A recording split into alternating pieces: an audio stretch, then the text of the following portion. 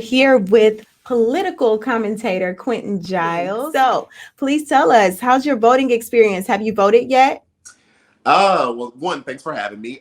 Yeah, my voting experience has been a little rocky. I was gonna go vote early today, in Texas, but that line was just a little bit too long for me. So I was like, okay, let me come back in the morning. So I have replanned my vote, and I will be there tomorrow before they open the doors. So that way, when they open the doors, I can get in, cast my ballot, and I can get out. Absolutely. Yeah. Get in and get out. Yeah. Yeah. Nobody has time for lines. So, first things first, I really wanted to find out from you like what a lot of people aren't sure if they should vote or if their vote really matters. How Yeah. do you feel about that? And what would you have for the people to understand why their vote matters?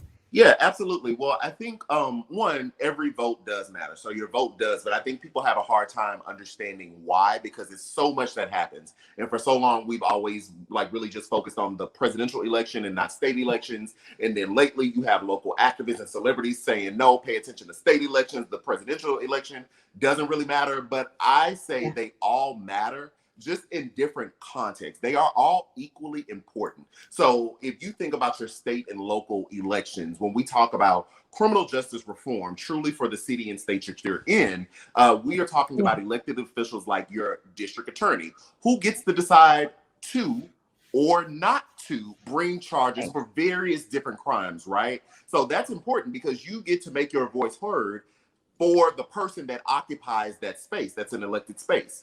Now, when we look at the federal government and we talk about a president, that is also equally important because that person gets to dictate and set policy for their party. Now, typically their parties can reject them or their parties can go along with them. But I would say if anybody remembers as we've had the civic unrest or civil unrest around the George Floyd murder, where we saw protesters in Washington, D.C. basically be assaulted by members of the military, that is important because the president is the commander in chief. So that person gets to dictate, gets to give the orders on what they should and shouldn't do. Now, it was an unprecedented moment, but for the sake of looking at all these different things, it is important that you have a balanced person in these positions, and your vote gets to dictate who occupies these spaces. Right. Okay. Okay. That's a lot of good stuff there. But Yes. some things that like it's very basic things that people don't understand. Like when can they vote? Can they only vote on November 3rd? Like Mhm. when is the early voting? Like when what it's like so many questions about those types of Yeah. things and like where do they vote? What's the most effective way to vote? Like, do Yeah. you have any insight on that? Yeah, so you can go to vote.org. That's the easiest place to go. That way you can cut through a lot of the fluff. Go to vote.org. It'll check your voters registration and it'll tell you early voting dates and locations based on your registration and where your voting address is. So early voting locations may have a different structure than election day voting.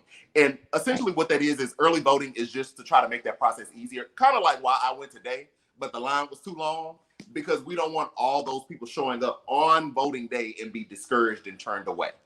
So each state is different. Texas is October 13th through October 30th, which is early voting, and then the actual vote is November 3rd.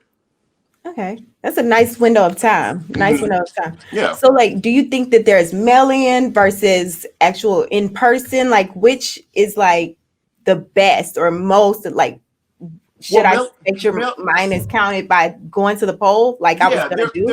they both get counted.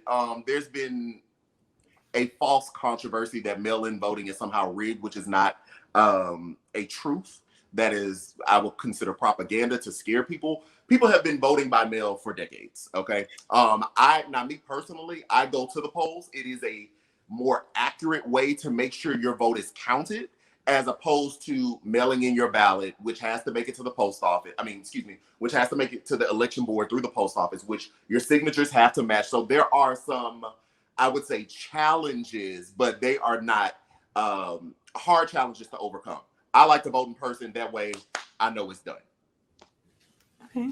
Okay. I totally understand and agree that I will be visiting myself. But what is one piece of information that you think every voter, every American that's eligible to vote Mhm. should have? Just one tidbit. One tidbit, just know where you stand and know where the candidates stand. And whoever aligns up best with what you want and think, vote for that person.